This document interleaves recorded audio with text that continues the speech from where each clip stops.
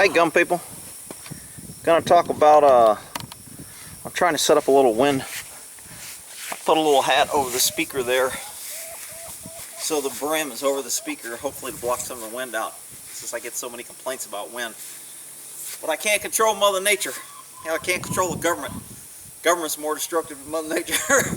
Anyway, did a video on a police pursuit, and there was a few things that I didn't really cover. I'll put a link in the video to the police pursuit if you didn't hear it, where I was chasing a motorcycle and I discussed the problems and situations that cops deal with, especially if you're working in different,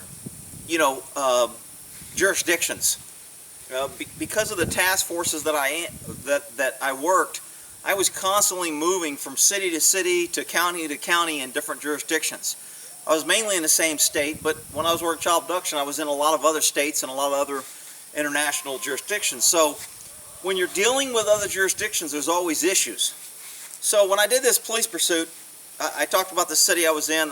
I wasn't working for that city, so there were some issues with the dispatcher. I wanted to cover another side of police pursuits. Now, don't get me wrong here, people, and when you put stuff out on the internet, you're going to get labeled and accused. You're going to piss one side off the other. I mean, if you're not making somebody mad, then you're probably not speaking the truth. So, people don't like to hear the truth, and like they say, an honest man lives a lonely life.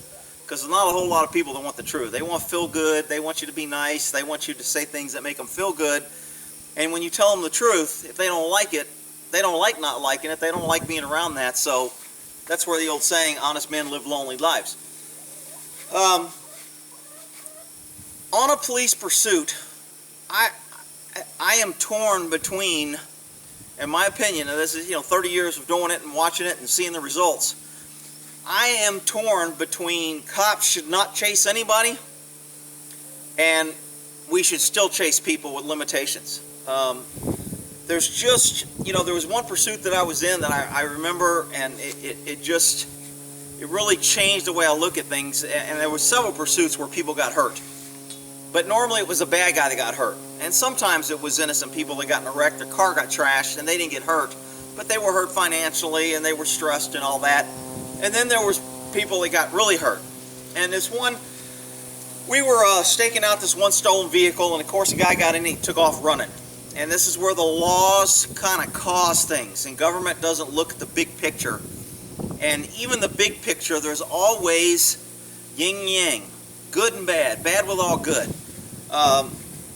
It's just like the old police force, use of force. If you ran from the police, you could get shot, period. Didn't matter. You didn't run from the police, you got shot. Well, that was good because people didn't run from the cops too much, and if they did run from the cops, they knew they would get shot, so they had to be running for a pretty good reason, or they wouldn't run. So that was kind of a good thing. But then you get cops that abuse that, and a guy, drops his hat, and he goes to get his hat, and he's shooting them in the back, and now all of a sudden, oh no, you can't shoot people in the back. You can't shoot people when they run. You can't shoot a juvenile when they run because they're a kid and they don't know better. You can't shoot unless it's a violent felony. So they'll use, and I'm not saying I disagree with all those. Some of them I do, some of them I don't. I mean, you're putting a lot, the more laws that you make, the more you put on a cop to figure out, can I do it, can I not do it, what do I do, all these decisions, all these processes, all the case laws, everything that a cop has to figure out that quick. And then when he makes a mistake, he's crucified, especially if he's white. Because, white cops are just out there killing black people because we got nothing else better to do, and all white people are racist, and all black people say white people are racist, but black people aren't racist for calling white people racist. So tired of that race shit. It's dominating everything because Obama's dumbass. But anyway, I digress. Police pursuits. So we're chasing this one guy, and we wait for him to get in the car. We get in the car. We expect him to stop. We expect to be able to cut him off. I think we might have put a couple little mouse traps on his tires. They have a little things that cops use, and it's got these little tubes. It's kind of like, when they throw out a spike strip on a road. A spike strip has all these pointed little tubes, so when a car runs over it, the tube breaks off and it keeps the hole open, so the tire deflates really quick. And that's the purpose of a pipe strip. Well, they make little mobile pipe strips that we used to carry in our car in our pocket, and if we had a stolen car and we wanted to catch the driver, instead of just towing the stolen car, we'd walk by it, slide one of those little mouse traps underneath the rear or front tire, and as soon as he got in the car and pulled off, if he didn't see it before he got in, he would get these puncture tubes in his tire, and his tires would deflate pretty quickly, and we could snag him and get him behind the wheel. Because just getting a stolen car with a fingerprint is a lot harder to prove than if the cops actually catch you driving and catch you in the car. It's a lot easier to prove. Juries like it, they convict easier. So a lot of times our pursuits in auto theft were self-created. We could have got the car, we could have got the guy, but we wanted the body in the car for stat reasons, for money reasons. You know, we had to have so many in custodies. If an auto theft task force just goes out there and gets 30 cars and nobody's in it and we can't get any convictions, it doesn't look real good that we're being effective. So people don't want to support it. So they don't want to give money, they don't want to pass taxes, they don't want to, you know, in California they passed a $1 tax. Every person that registered a car in California, they added $1 to the registration fee to fight auto theft, because California has a huge auto theft problem. So all of our money and everything came from this $1 fee on all the cars registered. Well, people aren't going to pass that if, you know, at the end of the year somebody reads auto theft has recovered 47 cars and no bodies. That doesn't look good. That doesn't get voters, you know, that warm fuzzy feeling to say, yeah, man, we really need this auto theft. We need this extra dollar here. So it allows somebody to attack that tax, attack the government, attack all the, you know, the things that I attack, as is it useful? Well, the flip side of that is now you create where cops want to get people behind the wheel. So we don't pull cars, we don't snag them when we can, and we wait to get the body. And then that turns into a pursuit. And when it turns into pursuit, we risk people's lives. Now, don't get me wrong. I like chasing a bad guy just as much as anybody, if not more. I love the chase. I love the thrill. I like the risk. I like all that crap. I like outsmarting a guy, out driving him, whatever. I like catching him. So I like all that. But from a citizen's point, is it the right thing to do? Should cops be chasing people? Now, when I was young, I couldn't wait to get in pursuits. But after you see the damage over the years, it's like, damn, this is kind of stupid. So we get this car, he gets in the car, and this guy runs. I mean, he's a career auto theft. He's got 2 or 3 strikes. So this is going to be his 3rd strike. He's going away for 25 to life. So when we catch him, he knows he's going to prison for life. So what's he got to lose? He's got nothing to lose. And I talk about that in 3 strikes law. It's good because we need to lock these people up and get off the street. The bad side is, yin and yang, when people know they're going away for life, they got nothing to lose. They're going to fight, run, kill, do more because they know they got nothing to lose. Now, I still like the 3 strikes law, and I think people ought to go away for it. But so this guy's running, and I mean, we chase this guy, and he's going through neighborhoods. He's going up on lawns. He's taking out trees. He's bouncing off cars. He's taking out mailboxes. Kids are running out of the street. I mean, he is just driving like a freaking maniac. And we're on him. We're staying with him. We're not breaking off. Pursuit policies change per jurisdiction.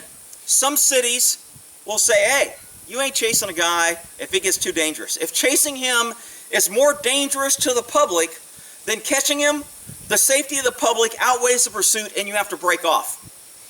The problem with those pursuits is then you get sergeants and supervisors and everybody's like, dude, if you justify a pursuit and somebody gets hurt, your ass is on the line if you didn't cancel it.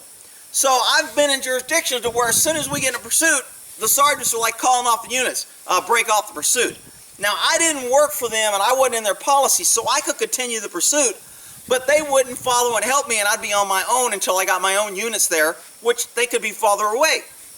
So that's a problem with those pursuit policies. You know, CHP, California Highway Patrol, their pursuit policy is pretty much, we don't care who you kill, who you run over, or how dangerous it is, you chase people to the ends of the earth. Now, that's a reckless and dangerous pursuit. I think the CHP has a worse pursuit. They cause more accidents, more damage, more lawsuits, more injury to property by chasing people they shouldn't be chasing. Because they absolutely have zero pursuit policy. They will not cancel a pursuit. They will take over any pursuit. They will come in any jurisdiction that cancels a pursuit, and they'll start chasing, and they'll chase them forever. Now, when you're chasing somebody in a pursuit, if you can get an air unit, and we had planes and we had helicopters up a lot of times, And we would always borrow jurisdictions because we were working in areas that usually, you know, SAC PD had their own chopper, SAC SO had their chopper, CHP had their chopper. So there were always choppers. Some of these agents, CHP had planes that they would do planes. Well, we would use them if we were following drugs or following somebody. We'd put somebody in a plane to spot. So we had air resources. If you have an air resource, you need to stop chasing a guy and let him calm down. People normally don't run when they're not being chased. They usually give up. Now, they're going to run a little bit when you stop off, but then they're going to say, nobody's chasing me, I don't have to run. So they become less of a danger. That is if they're running for something stupid. If they just killed 4 people and you let them go, now they're going to stop, rob a house, kill somebody else. So those guys got to get off the streets. The problem is cops and law enforcement doesn't know that. And it's very hard to hold us accountable on when to let somebody go and when to, you know, chase them. So, you know, the cops' theory is, I didn't know I have to chase them. The public who gets run over, killed, in danger, and have to pay medical bills theory is, if you didn't know, you shouldn't chase them. So there's this constant yin and yang, good and bad, going back and forth. So, on this guy we were chasing, he's going through all his shit. He's destroying. He must have freaking bounced off at least 6, 7, 10 cars.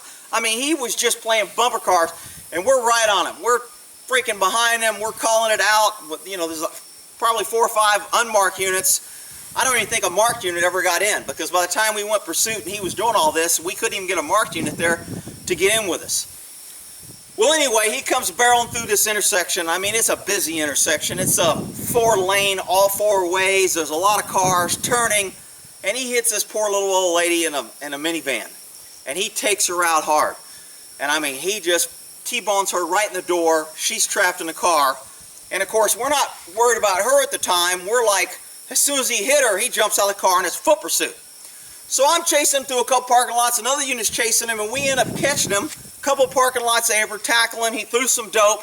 He had some dope on him. We don't know if he got rid of a weapon or not. We don't think he did, because we kind of had him pretty much in sight the whole time.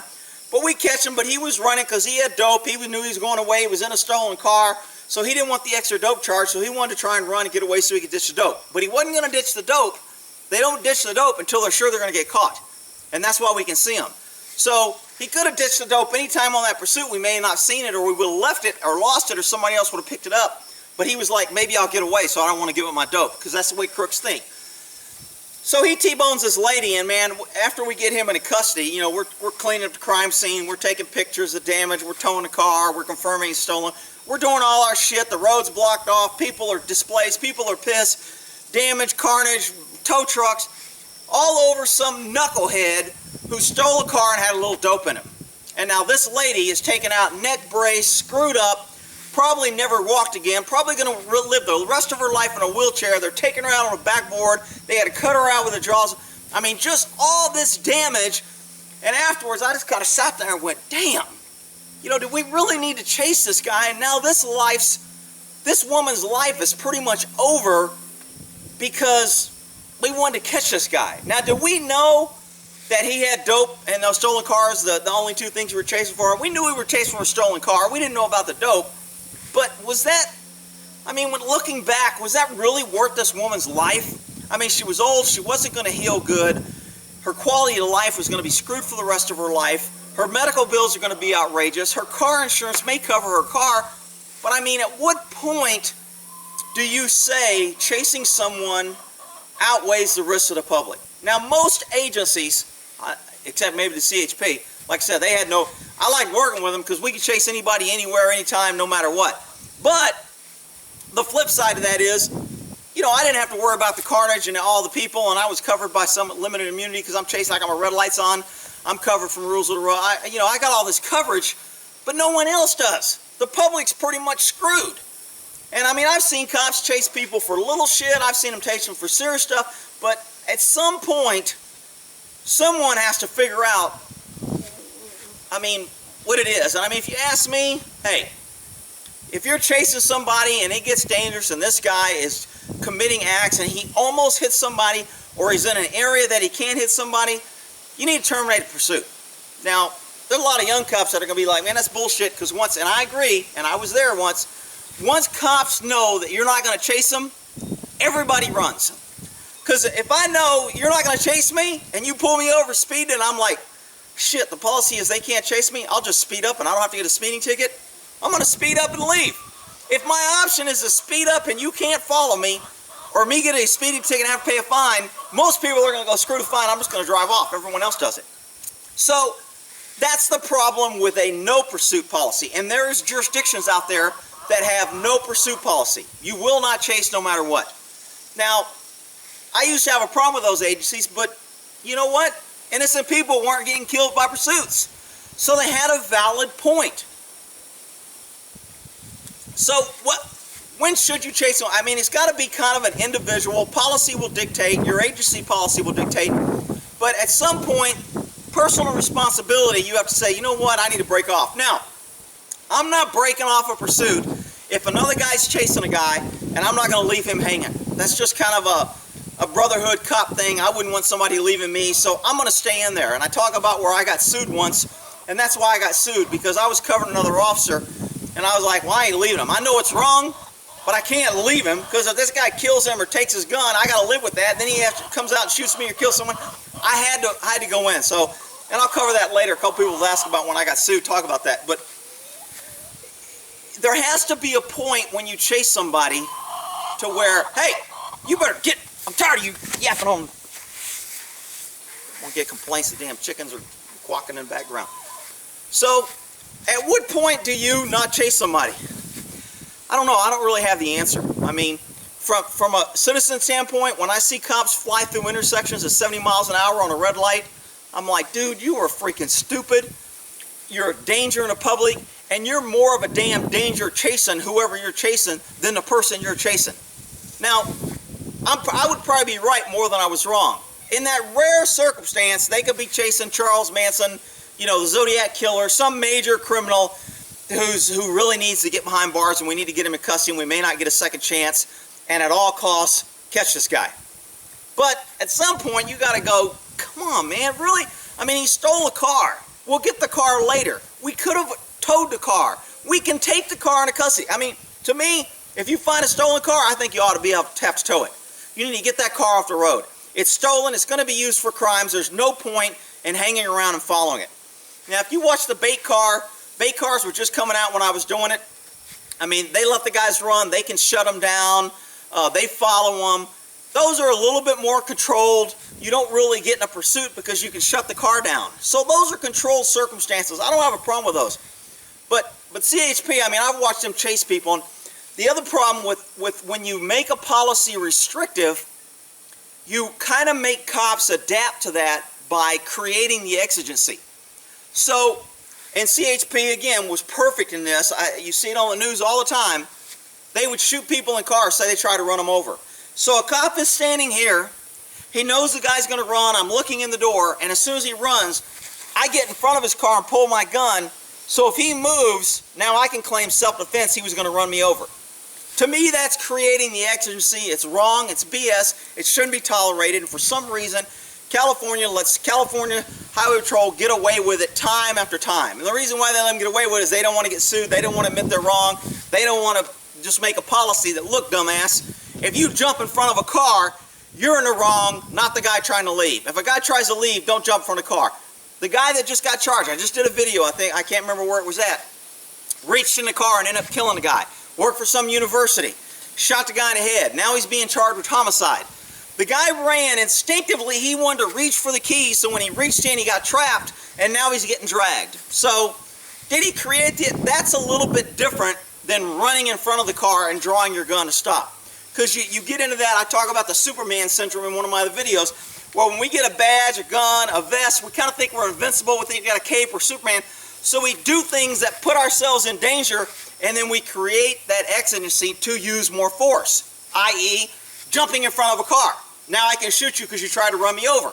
I mean, it would be like if there's a pursuit and a guy's coming and they're chasing him for stealing a candy bar, and I see him and I'm like, you know what? If I step out on the road and he almost hits me, now he's going to be charged with attempted murder of a police officer and I can shoot him.